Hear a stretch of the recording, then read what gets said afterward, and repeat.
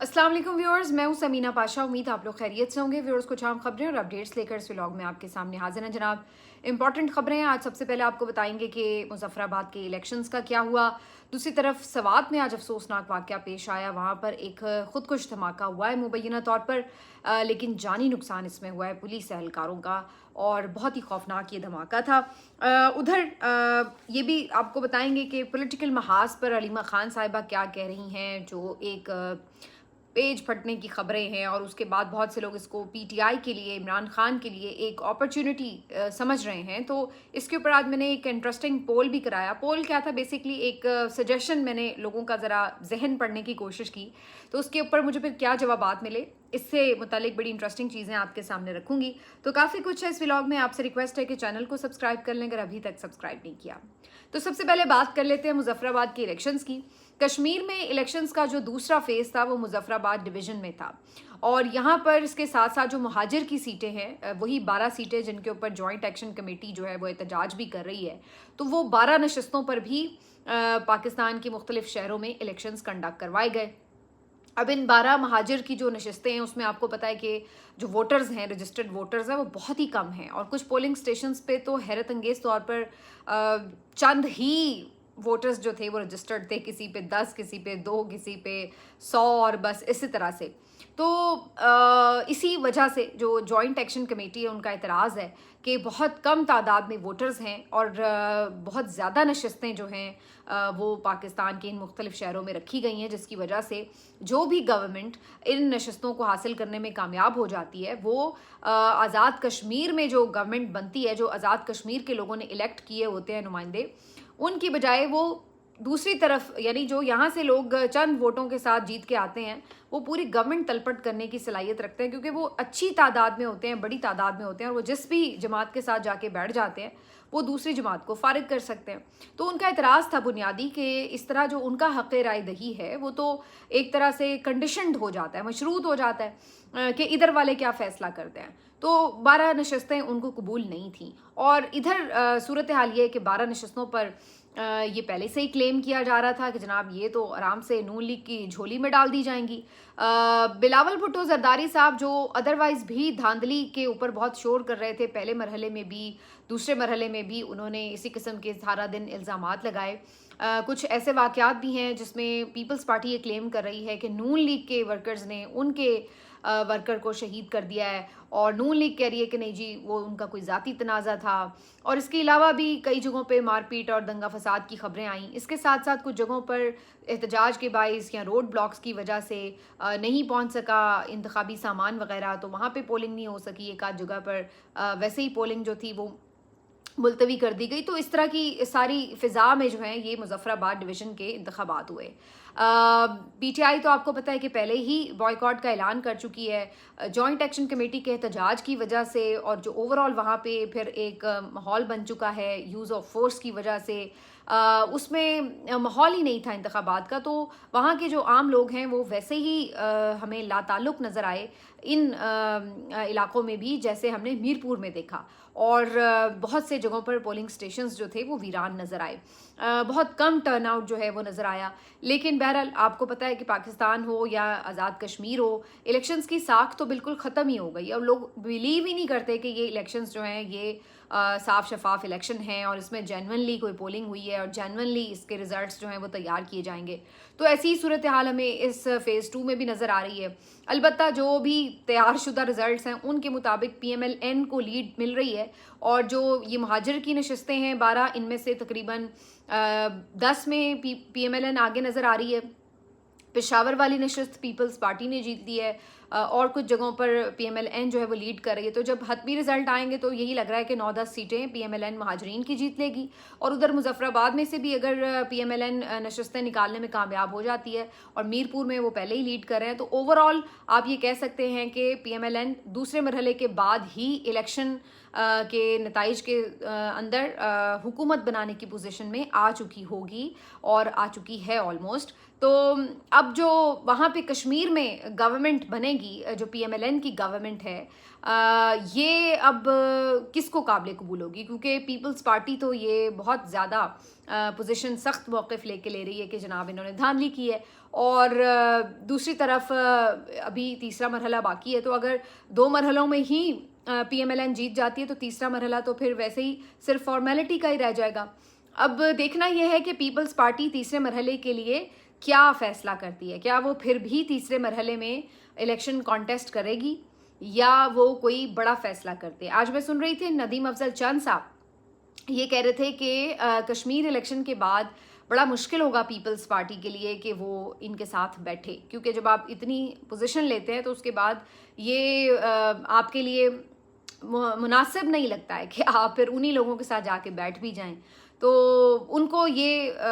فیل ہو رہا ہے کہ پیپلز پارٹی کو اب اپنی سٹانس میں کوئی تبدیلی لانے کی ضرورت ہے، یا تو آپ ان کو چھوڑیں، اتحاد میں سے نکلیں، یا پھر آپ اتنے بڑے کلیم ہی نہ کریں کہ جی انہوں نے دھاندلی کر لی اور یہ کر لیا وہ کر لیا۔ حالانکہ مزے کی بات یہ ہے دھاندلی صرف نون نے نہیں کی، اوور آل اس الیکشن میں الیکشن ہوا ہی نہیں ہے ایز سچ، کیونکہ جب لوگوں کی پارٹیسپیشن ہی نہیں ہے تو وہ کس کاہے کا الیکشن ہے۔ تو میں تو سمجھتی ہوں کہ یہ پیپلز پارٹی کو بھی اس میں بائیکاٹ کرنا چاہیے تھا، اگر وہ ڈیفینیٹلی اس وقت حکومت میں تھے، انہیں انڈرسٹینڈ کرنا چاہیے تھا اس وقت لوگوں کے جذبات کیا ہیں۔ اور اگر پی ٹی آئی اور پیپلز پارٹی دونوں بائیکاٹ کی طرف جاتے تو ان الیکشنز کی بالکل ساکھ ختم ہو جاتی۔ ویسے ابھی بھی کوئی نہیں ہے، لیکن پھر وہ جو ایک فارمیلٹی والا جواز ہے شاید وہ بھی انہیں نہیں ملتا۔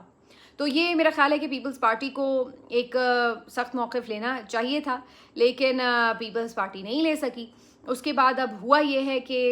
وہ جو ایک مورل گراؤنڈ پر پیپلز پارٹی بات کر سکتی تھی وہ بھی ہاتھ سے نکل گیا، اور دوسری طرف گورنمنٹ تو پہلے ہی ڈیسائیڈڈ تھا کہ پی ایم ایل این کو ہی ملنی ہے کشمیر میں، تو اس لیے میرا خیال ہے کہ یہ پیپلز پارٹی نے کوئی وائز یہاں پر رول پلے نہیں کیا۔ ادھر جوائنٹ ایکشن کمیٹی نے ایک نیا مطالبہ کر دیا، وہ کہتے ہیں کہ یہ سارے الیکشنز جو ہیں یہ فراڈ الیکشنز تھے، ہم ان کو نہیں مانتے، اور ساتھ میں انہوں نے کہا ہے کہ جی ان الیکشنز کو کالعدم قرار دیا جائے اور ایک عبوری حکومت جو ہے وہ بنا دی جائے، یعنی کائنڈ آف آپ کہہ سکتے ہیں کہ نیشنل گورنمنٹ یعنی ایک جو ہے وہ بنا دی جائے۔ ویسے اس ٹائپ کی میں نے ایک سٹیٹمنٹ جو ہے وہ پچھلے دنوں پی ٹی آئی کے کسی رہنما سے بھی سنی تھی کہ وہ بھی یہ سمجھتے ہیں کہ جس طرح کے ماحول میں الیکشن ہوئے یہ تو قابل قبول نہیں ہو سکتے عوام کے لیے، تو بہتر یہ ہے کہ ایک نیشنل گورنمنٹ ٹائپ جو ہے وہ بنا لی جائے، اس کے بعد جو یہ احتجاج وغیرہ کا معاملہ ہے اس کو بات چیت کے ذریعے سارٹ آؤٹ کیا جائے،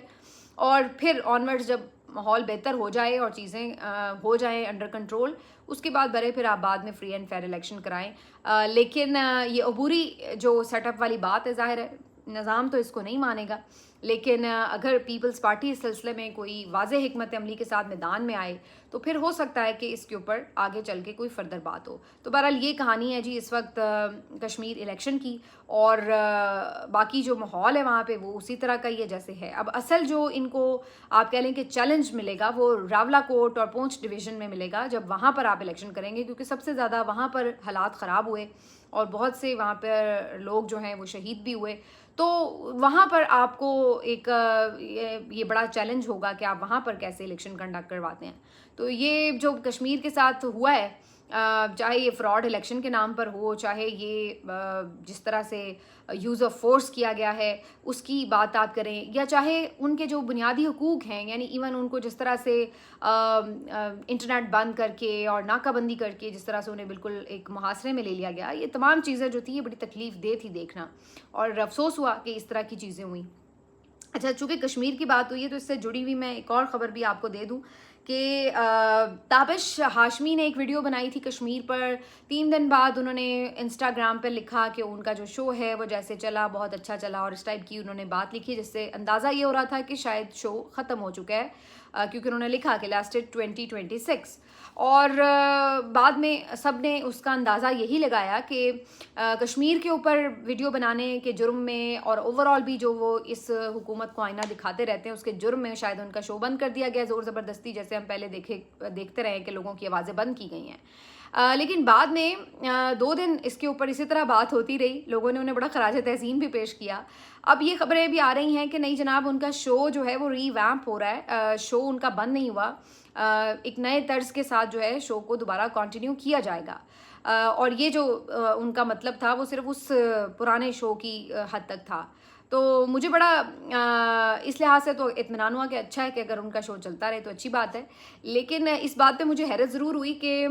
جب سب لوگ اس بات کو اسی طرح انٹرپریٹ کر رہے تھے کہ شاید زور زبردستی اور جبر کی وجہ سے ان کا شو بند ہوا ہے, تو تابش ہاشمی کو چاہیے تھا کہ وہ اس کو کلیریفائی کر دیتے اور بتاتے کہ ایسی کوئی بات نہیں ہے, اور وہ اس طرح سے جو حقائق ہیں وہ سامنے لے آتے. لیکن انہوں نے اس کے اوپر خاموشی رکھی, اور بعد میں اب یہ خبریں جو ہیں ان کے چینل کے کچھ لوگوں کے توسط سے سامنے آ رہی ہیں کہ شو جو ہے وہ آگے بڑھے گا, لیکن ابھی جو ہے اس کو ری ویمپ کیا جا رہا ہے. اینی ویز اس سے آگے بڑھتے ہیں جی, سوات کی بات کرتے ہیں جہاں پہ زیادہ امپورٹنٹ خبر ہے, کیونکہ سوات میں آج ایک امن جرگے کا انعقاد کیا گیا تھا, اور وہاں پر جب امن جرگے میں بہت سے لوگ موجود تھے, شریک تھے اور خطاب ہو رہے تھے, تو اس دوران اس کے قریب ہی بالکل ایک دھماکہ ہوا, بہت شدید قسم کی آواز آئی اور ایک دم ہلچل مچ گئی. اس کے بعد اس دھماکے سے متعلق تفصیلات یوں پتہ چلیں کہ یہ کبل کا علاقہ ہے, اور کبل پولیس اسٹیشن جہاں پر موجود ہے اس کے بالکل سامنے جو جگہ تھی وہاں پہ یہ سوات امن جرگہ ہو رہا تھا, جبکہ جو وہاں پر ٹارگٹ کیا گیا ہے وہ پولیس اسٹیشن کو ٹارگٹ کیا گیا ہے. ابتدائی اطلاعات یوں آ رہی تھیں کہ شاید کسی نے داخل ہونے کی کوشش کی ہے پولیس اسٹیشن میں, اور جب انہیں روکا گیا ہے تو بلاسٹ ہوا ہے. اب ممکنہ طور پر یہ خود کش دھماکہ ہو سکتا ہے جس میں زیادہ تر پولیس اہلکار شہید ہوئے ہیں, کیونکہ ظاہر ہے وہ جہاں پہ بلاسٹ ہوا ہے وہ بالکل پولیس اہلکار ہی آس پاس کھڑے ہوئے تھے, تو وہی نشانے پر آئے. ابھی تک کی اطلاعات کے مطابق 7 پولیس اہلکار شہید ہو گئے ہیں اور کئی زخمی بھی ہیں. بہت ہی افسوسناک واقعہ ہے, اور یہ ایک اس لیے بھی بہت تکلیف دہ پہلو ہے کیونکہ ہمیں کانٹینیوٹی میں یہ نظر آ رہا ہے کہ جو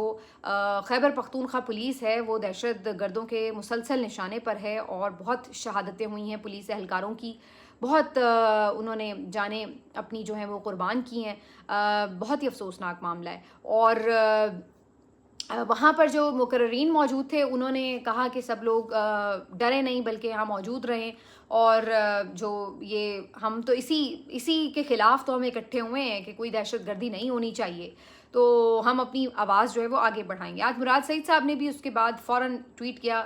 مراد سعید کافی ایکٹیو ہو گئے ہیں, بڑی تیزی سے ان کے ٹویٹس آ رہے ہیں, ورنہ بیچ میں پہلے تو کافی مہینوں کے گیپس آ جاتے تھے. انہوں نے اس کے اوپر پھر جو ہے وہ سیکورٹی فورسز اور D G I S P R کو آڑے ہاتھوں لیا. اس واقعے کے بعد جو ٹویٹ انہوں نے کیا وہ کافی سخت تھا, اور ان کو مخاطب کر کے کیا کہ ہم اسی چیز کے خلاف تو احتجاج کر رہے ہیں, اور بڑے انہوں نے اس قسم کے الزامات پھر دہرائے جو وہ پہلے بھی اپنے آڈیو میسج میں دہرا چکے ہیں. تو یہ جو اب سچویشن ہے بہت افسوسناک تھی, کیونکہ ظاہر ہے پولیس اہلکار کی شہادتوں پر وہاں پہ کافی افسردہ ماحول ہو گیا ہے. دوسری طرف جو مزید ایکٹیویٹیز تھیں خیبر پختونخوا کی, اس میں ایک تو علیمہ خان صاحبہ کی اسٹریٹ موومنٹ تھی جس میں انہوں نے کوہاٹ میں, پھر کرک میں, اور اس کے بعد لکی مروت میں وزٹ کیا, اور ہر جگہ پر ان کا بہترین استقبال ہوا. لکی مروت میں بے تحاشا لوگ امڑ آئے ان کو ملنے کے لیے, ان کو ویلکم کرنے کے لیے. اور پھر میں یاد کر رہی تھی شیر افضل مروت صاحب کو بھی, کیونکہ شیر افضل مروت صاحب ہی کلیم کرتے ہیں کہ جیسے وہ وہاں بڑے اپنے بلبوتے پر جیتے ہیں, اور ایون کہ وہ پی ٹی آئی سے نکالے گئے اور وہ پی ٹی آئی پہ بڑی کھل کے تنقید کرتے ہیں. عمران خان کی بہنوں کو شدید تنقید کا نشانہ, اور علیمہ خان صاحبہ کو جس طرح سے وہ ہیوملیٹ کرتے ہیں اور ان پہ الزامات لگاتے ہیں. تو آج انہی کے حلقے میں علیمہ خان صاحبہ آئی ہوئی تھیں, اور جو لوگوں نے نکل کر انہیں ریسیو کیا, جو ان کو ریسیپشن دیا, میرا خیال ہے وہ شیر افضل مروت صاحب کو بھی ایک جواب تھا. شیر افضل مروت صاحب اگر اپنی مقبولیت کے بلبوتے پر سیٹ جیتے تھے تو انہیں چاہیے تھا کہ پھر وہ اپنی سیٹ سے ریزائن کرتے اور پھر انڈیپینڈنٹلی الیکشن لڑ کے دیکھ لیتے. تو وہ عمران خان کے نام پر انہیں ووٹ پڑا تھا. آج بھی جتنے لوگ وہاں پر نکلے ہیں وہ عمران خان کے نام پر نکلے ہیں, اور علیمہ خان صاحبہ چونکہ وہاں پر عمران خان کی نمائندہ ہیں, ان کی رہائی کے لیے کوشش کرنے اور آواز اٹھانے کے لیے وہاں پہنچی تھیں. تو آج بھی لوگ جو لکی مروت کے ہیں وہ عمران خان کے ساتھ کھڑے ہیں. تو اگر ان کو شیر افضل مروت پسند ہوتے تو پھر تو وہ سمجھتے کہ علیمہ خان صاحبہ سے متعلق جو شیر افضل مروت کہہ رہے ہیں وہ سچ ہے, اور اس طرح کا انہیں ریسیپشن نہ ملتا. تو یہ افسوسناک بات تھی کہ جس طرح سے شیر افضل مروت نے انہیں نشانہ بنایا. بہرحال علیمہ خان صاحبہ کا یہاں پہ بھی زبردست خطاب تھا, بہت پرجوش عوام تھی لکی مروت کی. اور اب آج کے روز یعنی آگے جو اگلا دن ہے منڈے کا, اس دن علیمہ خان صاحبہ جو ہیں وہ ڈیرہ اسماعیل خان میں آج اسٹریٹ موومنٹ چلائیں گی. تو آج وہ بنو جیل بھی گئیں اور وہاں بنو میں بھی انہوں نے مطلب لوگوں سے خطاب کیا اور وہاں جیل میں جا کر وہ ورکرز سے ملی. تو اس طرح ان کا یہ ایک جو میسو قسم کا آپ کہہ لیں اسٹریٹ موومنٹ پلان ہے، یہ بالکل اپنے پلان کے اکارڈنگلی زبردست اور بہترین جا رہا ہے. اور لوگوں کا رسپانس تو یہ بتا رہا ہے کہ جیسے کے پی کے عوام جو ہے وہ بالکل تیار ہیں کہ کوئی مین کال آئے، بڑی کال آئے اور وہ جوائن کریں. اور آج بھی جب وہ مختلف جگہوں پہ خطاب کر رہی تھی تو ڈی چوک کے نعرے لگتے چلے جا رہے تھے. علیمہ خان صاحبہ کی اسٹریٹ موومنٹ کے ساتھ ساتھ جو پی ٹی آئی کے لوگ ہیں وہ بھی اب ایکٹیو ہو گئے ہیں، تنظیم ایکٹیو ہو گئی ہے. اور جو 5 اگست کا جلسہ ہے اس پہ انہوں نے بڑا فوکس کر لیا ہے. 5 اگست کے جلسے کے لیے اب نہ صرف یہ کہ مختلف تنظیمیں جگہ جگہ پہ کارنر میٹنگز کر رہی ہیں، لوگوں کو موبلائز کر رہی ہیں، جو مختلف وزراء ہیں وہ اپنے حلقوں میں جا رہے ہیں اور لوگوں کو موٹیویٹ کر رہے ہیں. اور 5 اگست کا جلسہ ان کا ٹارگٹ یہ ہے کہ بہت بڑا جلسہ ہو، ایک میسو ان کی اس میں پلاننگ ہے کہ لوگوں کی بڑی تعداد شامل ہو، جو کہ مجھے اب ان کی تیاریوں سے لگ رہا ہے. اور خاص طور پر جیسے آپ کہہ سکتے ہیں کہ جو علیمہ خان صاحبہ کو رسپانس ملا ہے اس کو دیکھ کے، اور علیمہ خان صاحبہ نے جو پی ٹی آئی کے اس جلسے کو ایک طرح سے سپورٹ بھی کر دیا، یکجہتی کا میسج بھی دیا ہے. تو اس کے بعد جو سوشل میڈیا پہ بھی بہت زیادہ ڈویژن نظر شروع میں آ رہی تھی کہ جی بوائے کر دیں گے وہ بھی اب ختم ہو گئی ہے. اور اب سوشل میڈیا بھی اور ایون گراؤنڈ ورکر بھی